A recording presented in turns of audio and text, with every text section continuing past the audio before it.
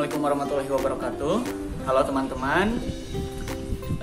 Dalam video ini Bapak ingin menjelaskan tentang pengaruh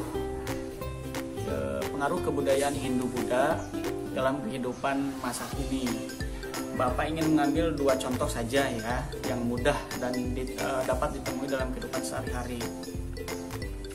Yang pertama, kebudayaan Hindu dan Buddha itu berpengaruh terhadap sistem penamaan bagi masyarakat Indonesia.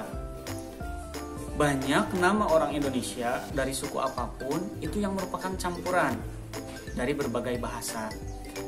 Dalam hal ini yang terkait dengan Hindu dan Buddha adalah bahasa Sanskerta.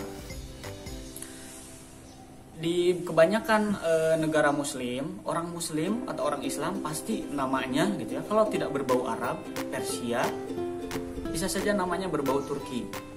Tetapi kalau di Indonesia seringkali dan banyak ditemui dalam kehidupan sehari-hari nama orang Islam, tetapi namanya merupakan pencampuran unsur Hindu, Buddha dengan lokal.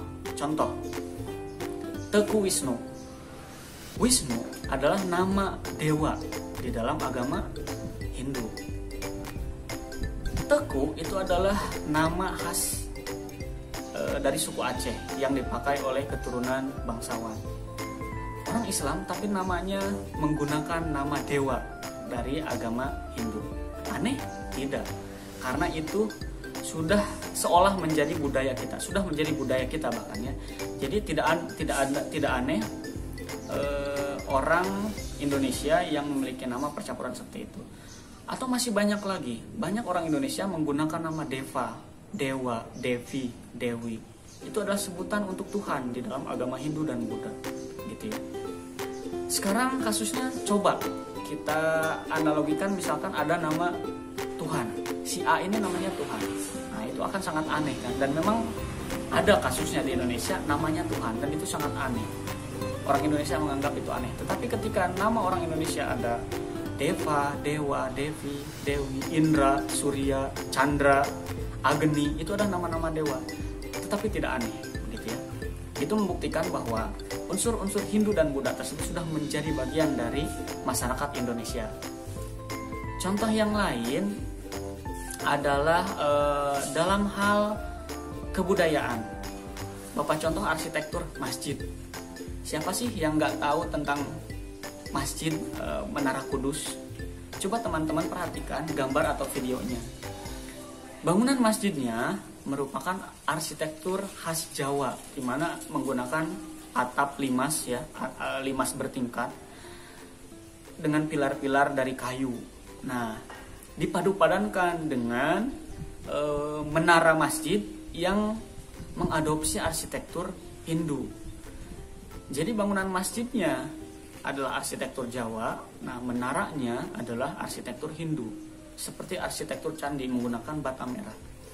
Di situ memperlihatkan bahwa ada unsur akulturasi, perpaduan budaya antara unsur kebudayaan Jawa dengan kebudayaan Hindu. Apakah itu sesuatu yang salah? Tidak. Itu menunjukkan toleransi antar umat beragama, gitu ya.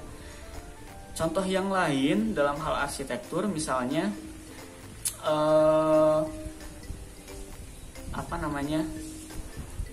di dalam tata kota, terutama tata kota tradisional, pasti menggunakan tata kota berdasarkan kosmologi Hindu-Buddha, di mana alun-alun sebagai pusatnya menghadap ke utara. Biasanya di arah utara itu ada pendopo bupati atau kediaman raja atau bupati. Nah, di sekelilingnya itu ada penjara, biasanya ada pasar, gitu ya. Tapi kalau sekarang biasanya ada pengadilan, ada kantor DPRD. Nah, tata kota semacam itu mengadopsi tata kota dari kosmologi Hindu-Buddha. Itu juga menunjukkan adanya akulturasi budaya antara kebudayaan lokal dengan kebudayaan Hindu dan Buddha. Nah, itu adalah beberapa contoh tentang pengaruh dari unsur-unsur Hindu dan Buddha yang masih dipakai hingga saat ini dan berpengaruh bagi kehidupan masyarakat Indonesia. Nah, tugas teman-teman sekarang adalah silakan cari dan tuliskan contoh-contoh yang lain gitu ya, pengaruh kebudayaan Hindu dan Buddha dalam kehidupan masyarakat Indonesia yang masih dipakai hingga kini.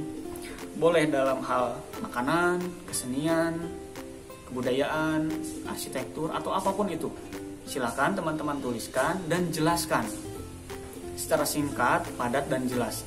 5 saja. 5 pengaruh kebudayaan Hindu dan Buddha yang masih dipakai hingga kini. Silakan teman-teman tuliskan. Kemudian nanti teman-teman upload di e-learning gitu ya. Jadi sekali lagi tugasnya teman-teman silakan cari 5 aspek yang menunjukkan pengaruh kebudayaan Hindu dan Buddha bagi masyarakat Indonesia dan masih dipakai hingga kini. Ditulis dan nanti di-upload di e-learning. Sekian dari Bapak, terima kasih. Assalamualaikum warahmatullahi wabarakatuh.